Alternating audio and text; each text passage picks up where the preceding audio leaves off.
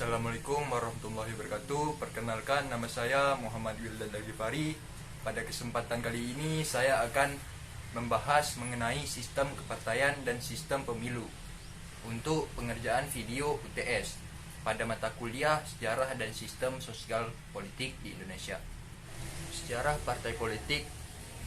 Partai politik pertama kali lahir di negara Eropa Barat pada akhir dekade 18 di negara-negara barat seperti Inggris dan Prancis. Kegiatan politik dipusatkan pada kelompok-kelompok politik dalam parlemen. Kegiatan politik ini mulanya bersifat elitis dan aristokratis, mempertahankan kepentingan kaum bangsawan. Tuntutan raja dengan meluaskan hak pilih, kegiatan politik berkembang di luar parlemen dengan terbentuknya panitia pemilihan, mengatur pengumpulan suara para pendukungnya jelang masa pemilu. Saya akan menjelaskan teori menurut para sumber. Roger Websul. Partai politik adalah sekelompok warga negara yang terorganisir yang bertindak sebagai satu kesatuan politik dengan memanfaatkan kekuasaannya untuk memilih dan bertujuan menguasai pemerintah dan melakukan kebijakan mereka sendiri. Menurut Carl Jeffries, partai politik adalah sekelompok manusia yang terorganisir secara stabil dengan tujuan merebut atau mempertahankan penguasaan tersebut pemerintah bagi pimpinan partainya, dan dengan berdasarkan penguasaan tersebut memberikan kepada anggota partainya kemanfaatan yang bersifat ideal dan material.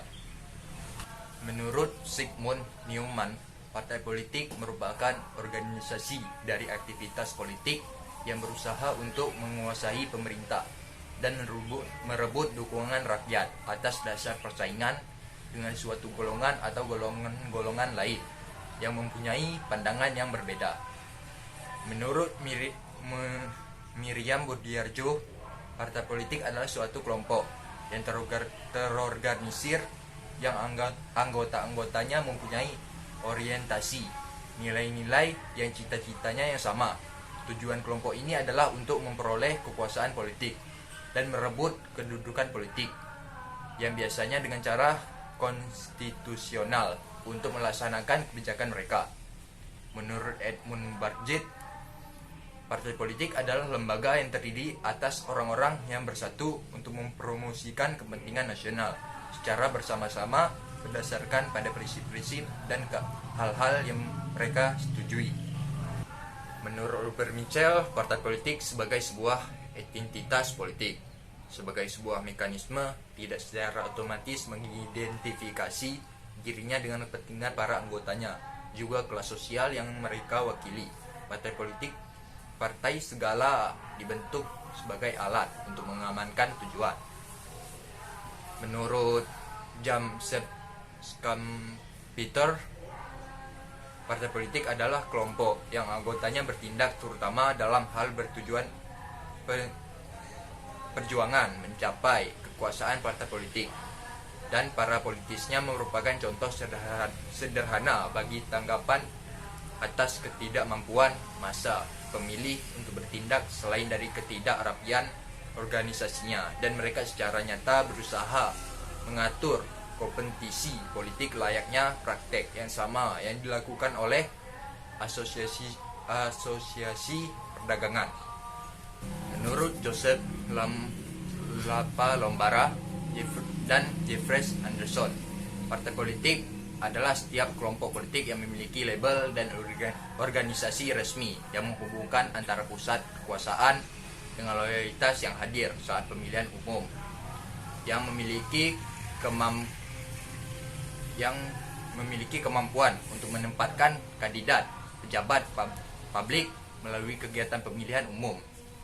Fungsi partai politik menurut Jason Simon dibagi menjadi 6, yaitu fungsi sosialisasi politik, fungsi mobilisasi politik, fungsi representasi politik, fungsi partisipasi politik, fungsi legitimasi sistem politik, dan fungsi aktivitas dalam sistem politik. Tipe partai politik. Adapun tipe partai politik ada 4. Partai elit, partai massa, partai kartel, partai integratif. Sistem kepartaian adalah pola kompetisi terus-menerus yang bersifat stabil dan selalu tampak di setiap proses pemilu di tiap negara. Sistem kepartaian bergantung pada jenis sistem politik yang ada di dalam suatu negara. Selain itu, ia juga bergantung pada kemajemukan suku, agama, ekonomi, dan aliran politik yang ada. Semakin besar derajat perbedaan kepentingan yang ada di negara tersebut, semakin besar pula jumlah partai politik.